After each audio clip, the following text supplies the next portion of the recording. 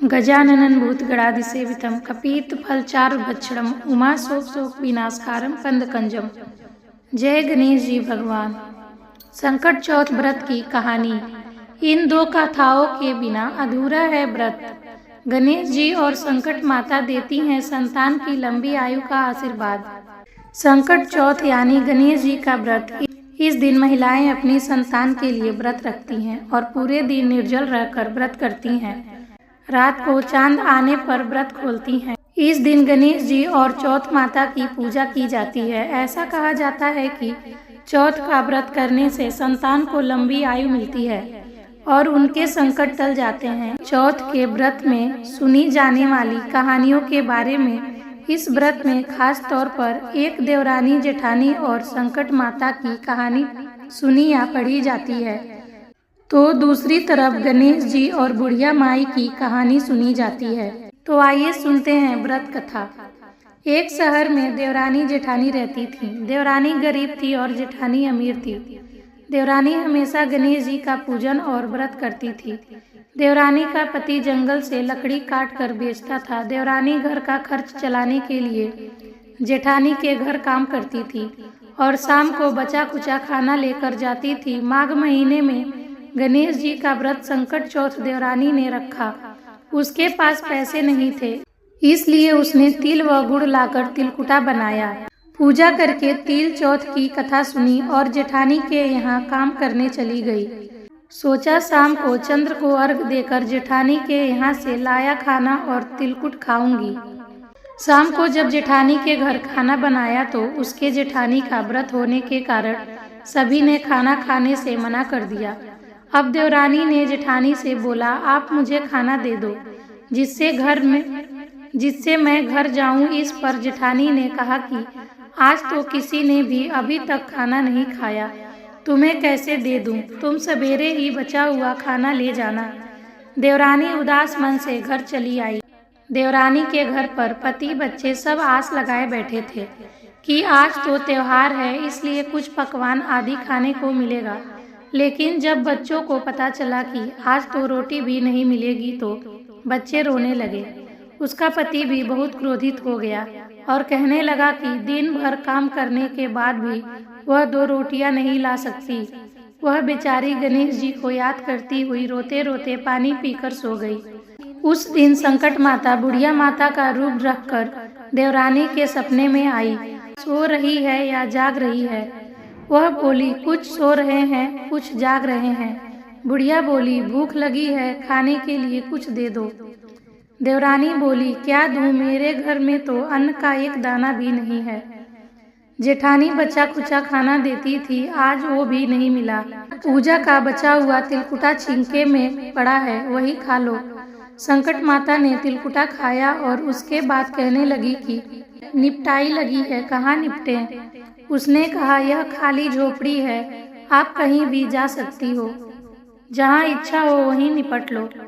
फिर संकट माता बोली, अब कहाँ पहुँचूं? अब देवरानी को बहुत गुस्सा आया कि उन्हें कब से परेशान किया जा रहा है। सो बोली कि मेरी साड़ी से पोंछ लो।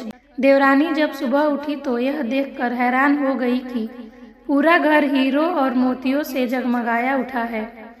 उस दिन देवरानी जेठानी के काम करने नहीं गई।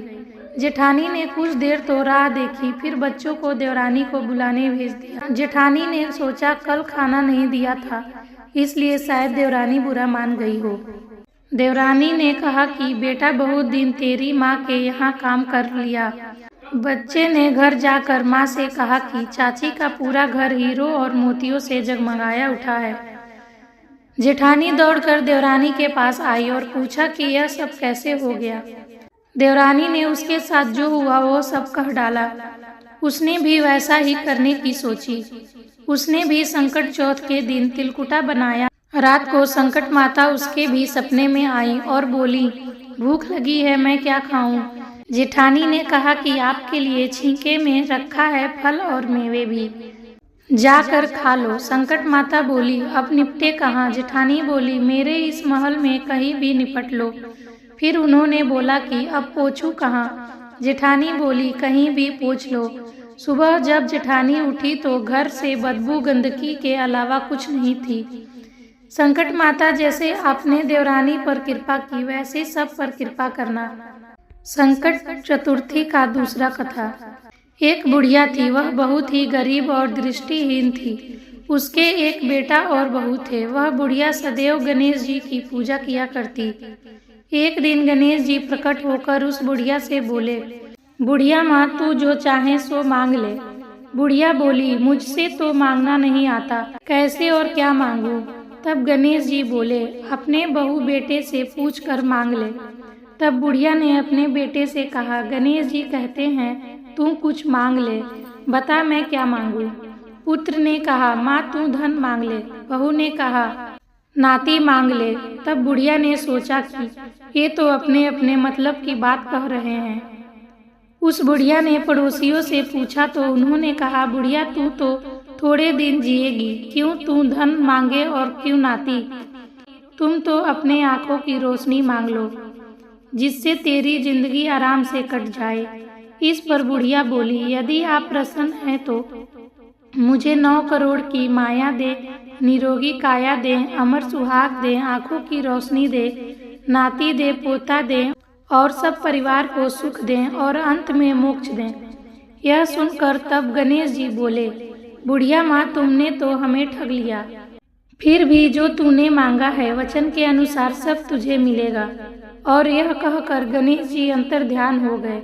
उधर बुढ़िया माँ ने जो कुछ मांगा वह सब कुछ मिल गया। हे गणेश जी महाराज, जैसे तुमने उस बुढ़िया माँ को सब कुछ दिया वैसे ही सबको देना। आपको यह कथा कैसा लगा? कथा सुनने के बाद गणेश जी की आरती करें, चंद्रदेव को अर्घ दें और प्रसाद परिवार में वितरण करके खुद भी प्रसाद पाएं। बोलिए गणेश जी भगवान की जय। जय गणेश जय गणेश जय गणेश देवा, माता जकी पार्वती पिता महादेवा। एक दंत दयावंत चार भुजाधारी, मस्तक सिंदूर सोहे मूस की सवारी। जय गणेश जय गणेश जय गणेश देवा, माता जकी पार्वती पिता महादेवा। अंधन को आँख देत कोढ़िन को काया, बांझन को पुत्र देत निर्धन को माया। जय गणेश जय गणेश जय गणेश देवा, माता जकी पार्वती पिता महादेवा। हार चढ़े फूल चढ़े और चढ़े मेवा, लड्डुअन के भोग लगे संत करे सेवा। जय गणेश जय गणेश जय गणेश देवा, माता जकी पार्वती पिता महादेवा। दीनन की लाज राखो शंभु सुतवारी, कामना को पूरी करो जय बलिहारी। जय गणेश जय गणेश जय गणेश देवा, माता जकी पार्वती पिता महादेवा। वर्णानाम संघानाम रसानां छंद समापि मंगलनाम कर्तारे बंदे बाड़ी विनायको। गजाननं भूतगणाधिसेवितं कपित्थफलचारुभक्षणं, उमा शोक शोक विनाशकारं पंदकंजम। जय गणेश जी भगवान, जय जय रिद्धि सिद्धि माता। सब प्रेम से बोलिए गणेश जी महाराज की जय।